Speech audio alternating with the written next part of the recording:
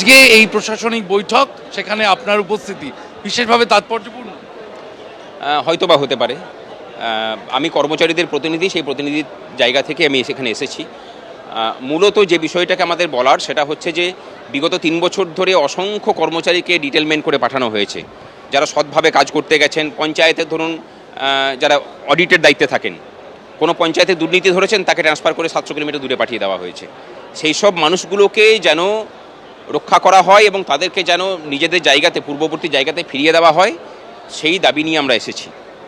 আজকে মূলত সেইটুকুই বলার। একটা হলো শূন্য পদে নিয়োগ, স্থায়ী নিয়োগ, আর একটা হচ্ছে অস্থায়ী কর্মচারীদের স্থায়ীকরণের বিষয়। তারপরে বকেয়া ডিএটা আসবে এবং প্রাতিষ্ঠানিক দুর্নীতি যেভাবে ঘিরে ধরেছিল, সেই প্রাতিষ্ঠানিক দুর্নীতিমুক্ত করতে হবে প্রশাসনকে। সমস্ত কিছু নিয়ে আমরা লড়ছি। বকেয়া ডিএ নিয়ে 30 তারিখে বৈঠক আছে নবান্নে বেলা 11টার সময়। মুখ্যমন্ত্রী সেখানে পৌরোহিত্য করবেন। আশা করি সমাধান হবে। একের পর এক প্রশাসনিক বৈঠক করছেন মুখ্যমন্ত্রী শুভেন্দু অধিকারী। হাওড়ায় প্রশাসনিক বৈঠকের পর দুর্গাপুরে পৌঁছলেন তিনি, আর সেখানে মুখ্যমন্ত্রীকে দেওয়া হলো গার্ড অফ অনার।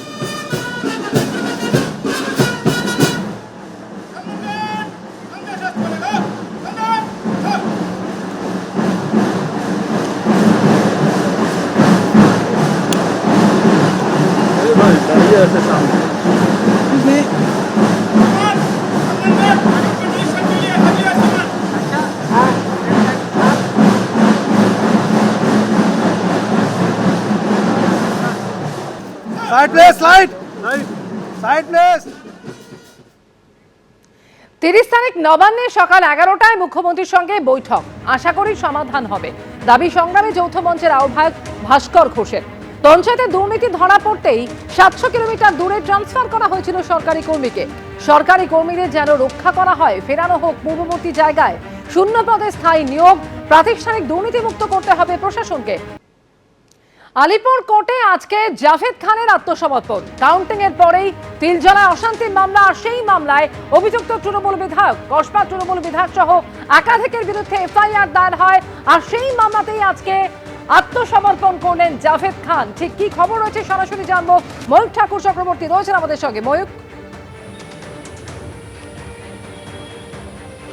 দেখো, 4 মে এই মাসের 4 তারিখ বিধানসভা নির্বাচনের রেজাল্ট ডিক্লেয়ার হওয়ার পর কসবা তিলজলা এলাকা, এই তিলজলা এলাকাতে ঝামেলা হয়, অশান্তির ঘটনা ঘটে এবং এই অশান্তির ঘটনায় একাধিক ব্যক্তি, প্রায় 10 জনের নামে এফআইআর হয় এবং এই 10 জনের নামে তো এফআইআর হয়, তার সঙ্গে কসবার তৃণমূল কংগ্রেস বিধায়ক জাভেদ আহমেদ খান, তার নামও কিন্তু এফআইআরে ছিল।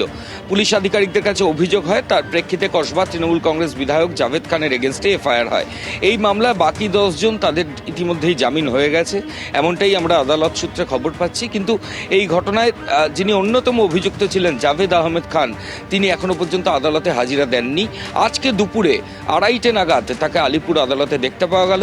আদালত সূত্রে খবর যে তিলজলা থানায় 4 মের পরে যে হিংসার ঘটনায়, সেখানে দায়ের হওয়া মামলায় কসবার তৃণমূল কংগ্রেস বিধায়ক জাভেদ আহমেদ খানের নাম জড়ায়, আর সেই মামলাতেই স্যারেন্ডার করার জন্য, আত্মসমর্পণ করার জন্য আজকে আলিপুর আদালতে এসেছিলেন কসবার তৃণমূল কংগ্রেস বিধায়ক জাভেদ খান।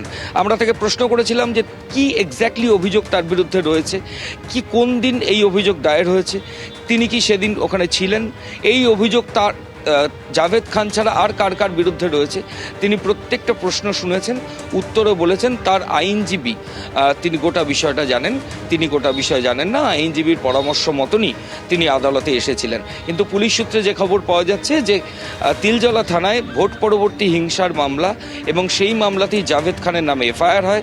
এবার সেই এফআইআরের প্রেক্ষিতেই আলিপুর আদালতে এসে আত্মসমর্পণ করলেন কসবার তৃণমূল কংগ্রেস বিধায়ক জাভেদ খান। ধন্যবাদ ময়ূক। এবিপি আনন্দ, এগিয়ে থাকে, এগিয়ে রাখে।